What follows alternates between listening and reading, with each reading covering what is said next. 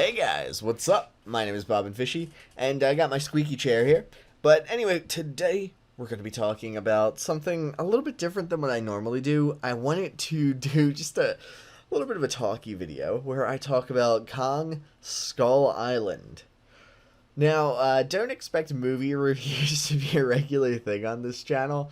It's not really what I'm into, but I wanted to talk about this movie because I feel like it's worth talking about, and I'm kind of happy about it and stuff, so I wanted to just kind of talk. And you know what? It's YouTube. Why not, right? So, today I'm going to be chatting to you about why I liked Kong Skull Island, and I'm throwing that out there as a caveat, because it wasn't that good. Like, realistically speaking, it wasn't a very good movie, right? Like, okay, so this is going to be a spoiler review. So, or I guess it's just like, I don't even know. Yeah, it's a spoiler video. So, click away if you do not want to be spoiled. But if you've already seen it, or if you don't care, that's fine. We're going to talk about this thing. Because it was a weird movie. Like, it went exactly how you think it would, but it was still weird. So, the first, like, half hour of this movie was freaking awesome. And you guys know that if you saw it. Now, I saw Godzilla a while back, and I was super hyped. I love, like, the Japanese monster movies, and in this case, American monster movies. The old Godzilla movies, like the Rodan, all that, like, what you call them, Gamera. I've even seen a couple of Gamera movies. Now, my friends, like, Otto, even more into Godzilla than, like, me. He's, like, way into it. It's really cool, honestly, because he's got, like, a whole big Godzilla thing at his house, and it's, like, a million different figures, and he picks them up all the time. My buddy Logan is into all sorts of this old, like, tokusatsu from, like, Japan. So, like, all the like, Ultraman and all that stuff. Anything like that. So, yeah, like, all my friends are really into it. So, we were all pretty hyped to see the new King Kong, because we knew it was going to be tied into the Monsterverse. That's basically Legendary Pictures, and they're doing a whole, like, big shared universe for all the giant monsters. And they're going to, in theory, and definitely at this point, going to be tying it into Godzilla vs. King Kong, which is going to be awesome. Because if you saw the original Godzilla vs. King Kong, it was interesting, and it was really novel at the time, but it wasn't very good. And I think that's kind of one of the underlying themes of all of this, is, like, it's really fun, it's not very good. And that's always kind of an asterisk. Like, my favorite Godzilla monster is Gigan, and he's never been in a good movie. Well, no, I can't say that. He was in Destroy All Monsters, which was pretty good for a Godzilla movie. That's always kind of the caveat. There's, like, 2 Godzilla movies that were good, period. And one of, like, the original one, because it was such a timepiece, like, moment in time type of thing. And probably Shin Godzilla. Like, Shin Godzilla won some awards and stuff. But, like, maybe a couple others had good theming and stuff. But, like, those 2 were kind of the only good ones overall. Like, especially, like, when you factor in all that stuff.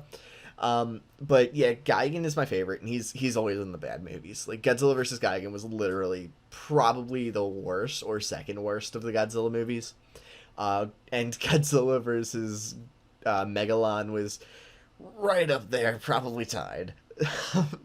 But, like, especially Godzilla vs. Gigan, like, the suit was literally falling apart. It was so bad. The Godzilla suit, that is. The Gigan suit was new, and it's freaking awesome. But anyways, so back to King Kong. Speaking of, my second favorite giant monster is Mechanicong, who was only in one movie, and it was awful. King Kong Escapes. Literally, like, the worst thing I've ever seen. It was painful to sit through, but I enjoyed it. Like, it was one of those things, like, masochistic painful. But, like, no, it was pretty bad. But I enjoyed it because it was so cheesy. But anyways, so this new King Kong movie, it was interesting. And the reason it was interesting, it started out really strong. Like, okay, so basically the theming of it all tied in directly with the Godzilla movie, and it was neat because it was set smack dab in between the flashbacks in the 2014 Godzilla movie and like the present day. So it was Vietnam era, so like kind of right in between World War II and present day, and so you got to see that kind of moment in time where like certain people were aware of the existence of giant monsters, but they hadn't smashed up a city yet, and like that sort of thing. So John Goodman was awesome. I thought he was probably like the second best character in it. And I do not know the characters' names. So like yeah, I don't know any of them. But like okay, so John Goodman was probably like yeah, he was definitely the second best. Just because of like the opening scenes where he knows what's going on, and that other dude, the scientist with the glasses, he knows what's going on. Sort of like between the two of them, they know what's going on because like John Goodman knows that there's monsters, and this other guy knows that it's like Hollow Earth theory, and there's like big pockets of empty space underneath the ground that are like there, and then they like put it together. It's like, wait a minute, the giant monsters are living in the pockets, and then he's like, "Aha, you're crazy, but I kind of believe you." So them two, they're a good double act, and they were the highlight of the early portion of the movie. And then you're introduced to all these other characters. There's a bunch of soldiers who nobody remembers. Like, you remember that there were a bunch of soldiers, but you don't remember any of them. Then there's Loki. What's his name? Tom Hiddleston. I remember sometimes. And he is this jaded ex-soldier fortune man thing, who is only out for himself, right? And then you've got this anti-war photographer lady who's like, something's up, and I want to get pictures of it. But, like, she's kind of got some character tension with Samuel L. Jackson. He's like, hey, you lost us the war. And she's like, no. And then they, like, never talk again until the end.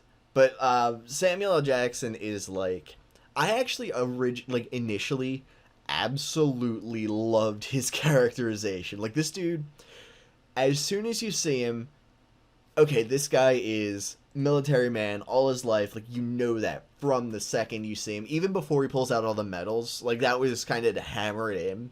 But, like, he's the only person in the world who's sad that the war is over and they're getting pulled out. Because without war, this man is nothing. Like, without something to fight. Not even without war, because we'll see that later. But without some antagonistic force, this man is nothing. And that first scene with him so clearly demonstrates it. It actually genuinely was like, man, that's good. That's a really good thing. And there's the guy who wants to see his son, and the other guy who wants to be at home, and the other guy who wants to be at home, and the other guy who wants to be at home, and they all kind of want to be at home. But the photographer lady, she's on the hunt for that scoop because she knows something's up.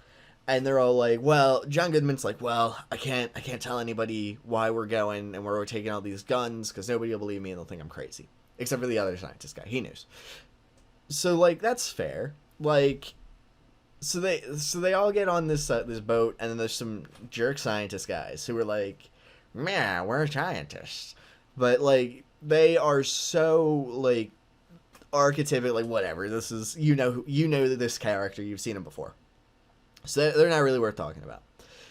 But then, we get to this island, and it's like King Kong, and he's there, and he's like, smashing everything up, right?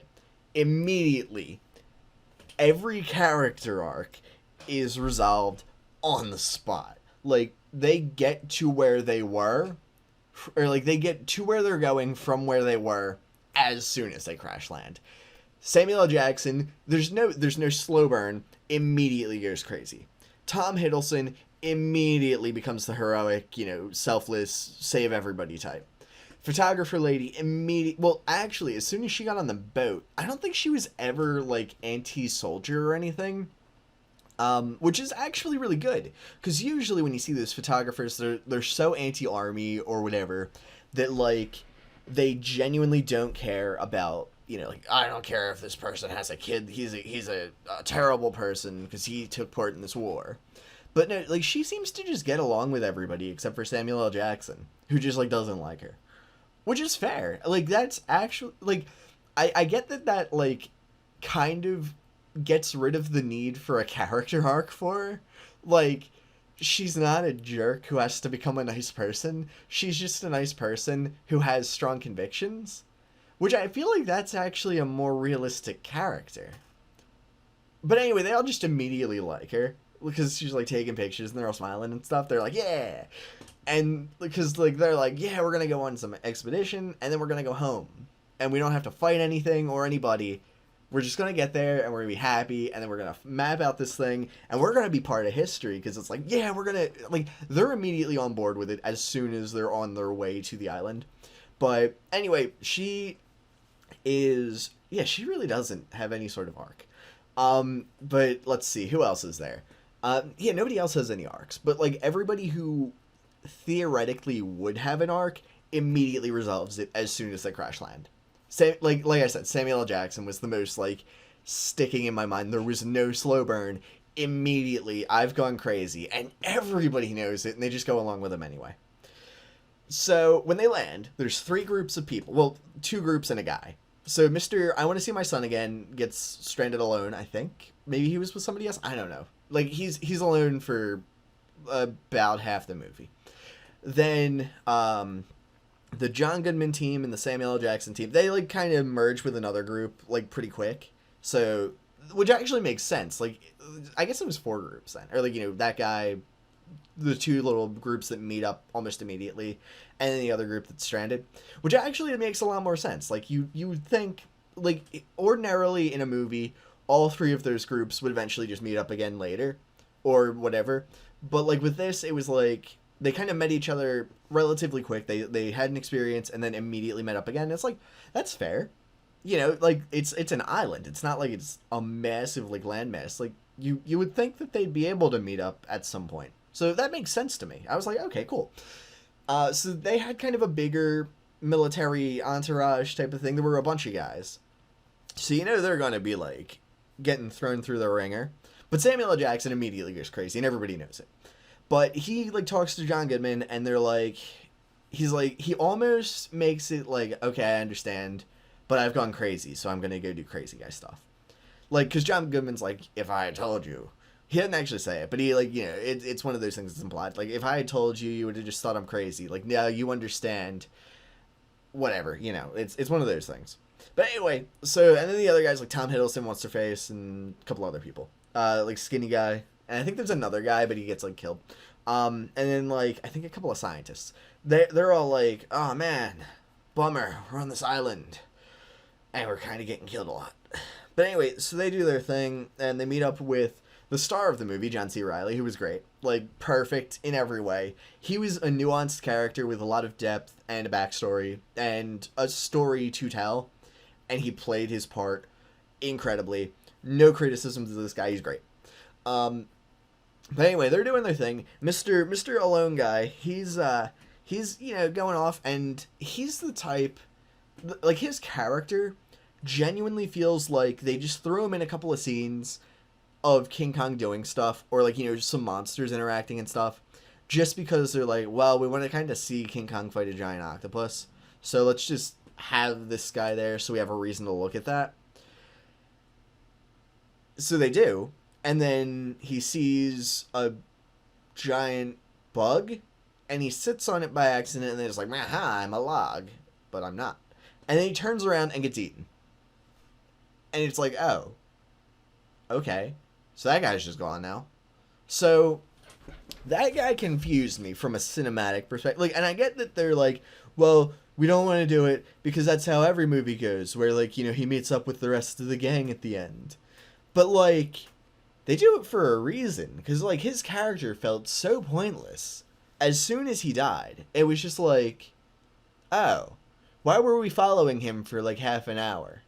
If he was just going to die off, like, not off screen, but, like, you know, in a way that, like, doesn't affect any other character at all. And then, like, a Skullcrawler just kind of pukes up his skull with his dog tags, like, stuck to it. How? Like, it's supposed to be around his neck, isn't it? Like, it's not attached to his skull in any way. And his neck wasn't there. So, like, it realistically should have just fallen off. But anyway, Like, so it just happens that the skull crawler that ate him happened to be there and puke up his skull. And then, like, eat 3 other people and then die. But, like, what?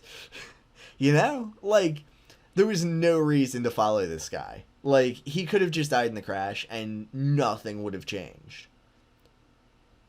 So anyway, back to the other people. Everybody dies except for, like, 5 of them. And it was a cool movie with lots of cool scenes and a lot of skull crawlers and stuff. But, like, you know, it's generic, like, this is what's going to happen in this monster movie type of situation. It's a lot like the King Kong movies that have happened before. You know, a lot of cool action scenes with King Kong fight and stuff. And you know, like, they kind of touch on the idea of, like, the Hollow Earth theory, and that guy's like, aha, I was right. But we already knew he was right. So, that's fine. Whatever. You know, like, you get it. So, then it goes to the end sequence. And this is kind of where I was, because it had been, like, okay, so, again, gonna throw this out there. I like this movie. Like, the things that happen in it, and the way it ties into the rest of the movies. Like, yeah, the Godzilla and they're gonna do, like, a Mothra, Rodan, and Ghidorah thing. Yeah, I'm hype. I'm hype. A little bit. Gotta throw that out there. But, like, from a cinematic standpoint, it was a drastic drop in quality from the beginning, with a lot of, like, interesting characters and motivations and backstories and witty dialogue, to generic, yeah, whatever, we've seen this King Kong movie before type of thing. And then they try to napalm him, and it doesn't work. Well, it sort of works. But then he gets up, and he squishes Samuel L. Jackson. Speaking of, okay, so here's I'm going to set the mood for you with this. There's a scientist, an established smart guy. And he's given the opportunity, I could either go with the people who have the trained survivalist and the boat that will get me to the place I need to be on the island to get off the island that is full of giant scary monsters. Or I could go with the clearly crazy, and keep in mind, this man is a scientist. I could go with the clearly crazy, to anybody looking, clearly crazy, military guy, and like 4 soldiers to try and single-handedly kill a giant monster, like building-sized monster, with a couple of guns, maybe some napalm if we can find it. There's a choice there. Either go with the sensible people, like all the sensible people, all at once, with the only way off the island that is directly with them. Or, oh, and speaking of, it wasn't just all the sensible people, it was also the guy who's been living on the island for over 20 years. So he's the only one who knows where they're going. So you've got the survivalist, navigator guy, the woman with the photo evidence of what all is going on, the guy who knows the island, and was there anybody else with them? I don't remember. Yeah, I think there was, wasn't there? I don't know. They're the important ones. They were there. Or I could go with the handful of soldiers that are going to clearly all get killed, because their commander's crazy and they're trying to kill a giant monster that ripped through helicopters like they were paper. And I'm a scientist, a man of knowledge. What one do I want to do? Which choice seems like it would be more reasonable? I'm going to pick up a gun and try to kill the giant monkey, because that's what a scientist would do. Apparently. Okay. That makes sense. So, you've got this scientist trying to kill King Kong, and he doesn't. He gets squished. I think he gets stepped on. And he deserved it. Like, no doubt. He definitely deserved it. The other scientist, the one who actually like deserved it throughout the movie, the one who was like whining the entire time, like, "Oh, I can't believe I have to sit on this boat that's gonna take me to safety. I want to just be where safety is." It's like, or you could help. Nah, I'm a scientist. I don't do things. That guy got eaten, but he like didn't even deserve it. He was literally just standing on the boat with the rest of them and just got plucked into the sky. Like he was another character who I genuinely thought that like the filmmakers just like forgot to kill off earlier, and they're like, "All right, better kill that guy off." Cuz I guess it was because there was no reason for him to die later, cuz his character, again, being a scientist, should not have gone with the soldiers. So he wouldn't have. Ideally, you'd think. So, oh yeah, there were other scientists. That's right. That's who else was at the safe boat thing. And then yeah, okay, so sweet. Your colleagues, the only sensible people, and the only person who knows the island have all gone to the safety of the boat that will get them to the extraction point. Or you could go with the crazy. Yeah, okay, I'm off that now. Anyway, they don't kill Kong, obviously, because he's going to be in the sequel.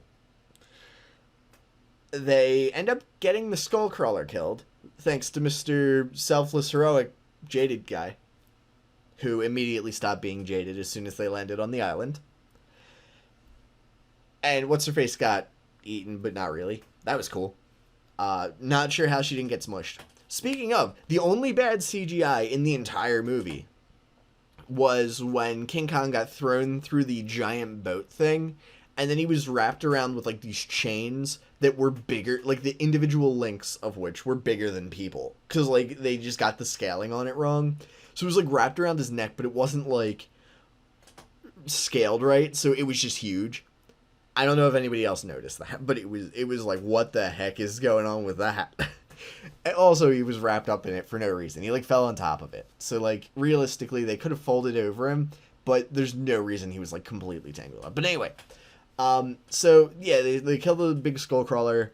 Kong lives. He's all burnt up, but he's angry. So then, and only then, they all make it to the extraction point. And Kong comes around the corner just in time to see the helicopters that he does not like, and it zooms in on his angry face. The end? No. Then it cuts to a scene of John C. Reilly getting back to his, meeting up with his wife and kid. Keep in mind, the last thing we saw was Kong about to destroy the helicopters that were their only way off the island. They don't explain why, like, they didn't have a shot of Kong walking away or anything. No, it's just him being angry, about to smash them up with no reason not to smash them up, and then apparently he doesn't, but he makes that choice off screen, so we don't get to see it. The movie just kind of ends and everybody's safe, even though they have no reason to be safe. Like, at all. So, that was confusing. Also, there were like 3 skull crawlers above ground, and then there were a couple of big ones, but like, the biggest one wasn't even that much bigger than the rest of them, actually. Like, the one that ate What's-His-Face, that was relatively small compared, but like, King Kong fights 2 of them that weren't much smaller than the biggest one. I'm just gonna point that out, because it really stuck out to me afterwards. I was thinking about it, and it's like, wait, really? Like, that's the biggest one you got? But anyway, so, like, that was the movie, and I'm not really sure why it ended the way it did. At all. But it was cool. So I liked it. So, yeah, awful movie. 10 out of 10. I enjoyed it. Feel free to leave me comments. Like I said, I'm not going to do, like, more movie reviews unless, like, something happens that makes me go, like, wah! Because there's no video for this. Because I didn't have anything that I could upload. Like, nothing to look at. But, I don't know. That's what stuck out to me. Like, again, like the movie, even though it wasn't good. Later, guys.